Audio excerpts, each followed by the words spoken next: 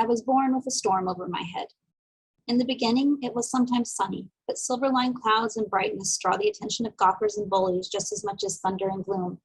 Now it's rarely anything but storms. I try to keep to myself, keep the thoughts that feed the clouds quiet, to not let it grow, even if I can't end it altogether. But it feeds on solitude, feeds on darkness, feeds on everything that it creates. Today it is especially dark. A failed test, a lunch alone, the whispers in the hall. I can't stop it from feeding. Thunder grumbles around me and static crackles through the clouds. Storm girl, weather girl, Thunderhead. I can hear them. They know I can. I think they want me to.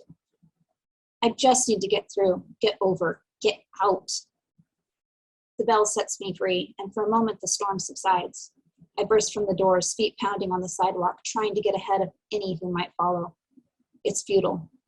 I hear them in the distance, stomping feet heralding teasing voices. They throw words. I duck. Then they throw stones. I dodge, but one finds its mark. It collides against my back, knocking me forward. I stumble. The clouds grow.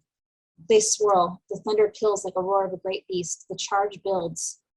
There's a flash that blinds even me. I cover my eyes, begging for it to stop.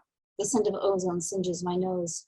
My bullies fall silent. Then, with panic cries, they flee.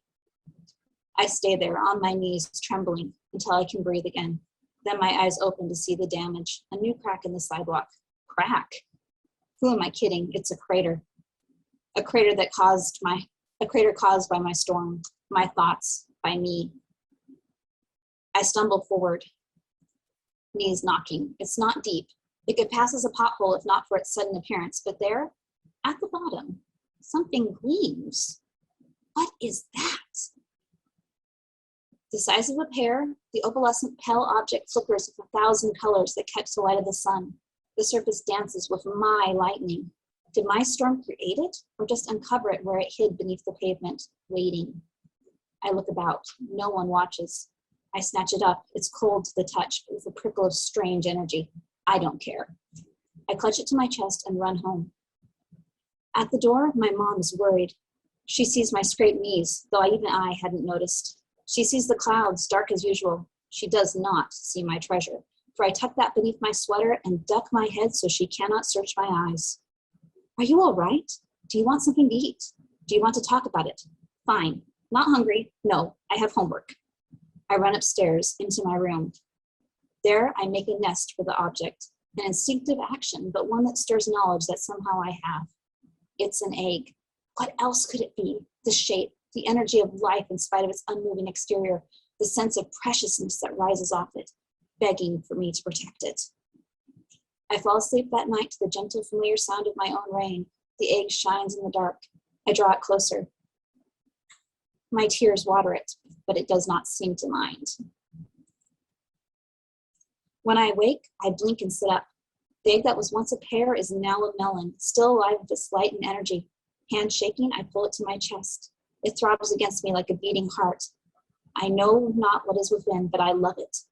It was born of my storm, and my storm has nourished it. It needs me, and I need it. I cannot leave my egg. When I slip out for school, it rides with me in my backpack. The weight of it grounds me, and my storm subsides to a cool, foggy day. Crisp, but somehow still muted about the edges. Details foggy, mood clear. No one takes heed of me today. Maybe it's the lesson of the storm. Maybe the word of my outburst and its power has spread, and they don't want to risk it. A beam of light breaks through the clouds, and I think of my egg, how it is waiting for me, how if I wanted to, I could open my pack and see it. But I do not. No, it is just for me, and I will not risk its discovery. A bell rings. I pick up my pack and make my way to a quiet corner. Where doesn't matter. The closer the better, as long as it is hidden, as long as I can see my egg. I open the bag, still there, still precious, still alive. My hand traces the smooth shell. The fluttering energy kicks at me, but then they find me.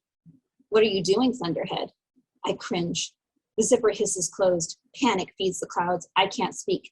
I can only run. A mistake. A clever lie might have ended it, but my fear feeds them.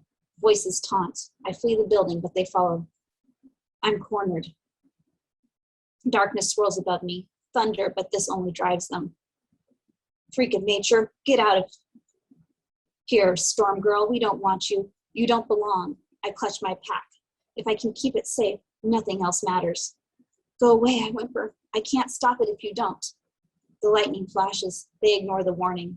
Someone reaches for my backpack, grasping hands, prying eyes. No!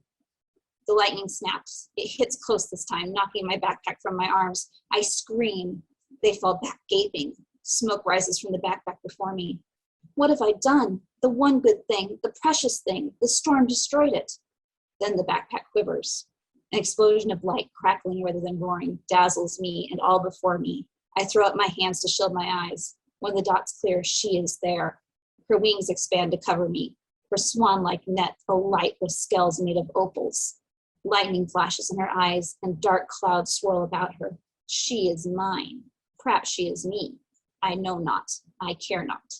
I spring forward onto her back, and as the crowd stares, together we fly away. The end.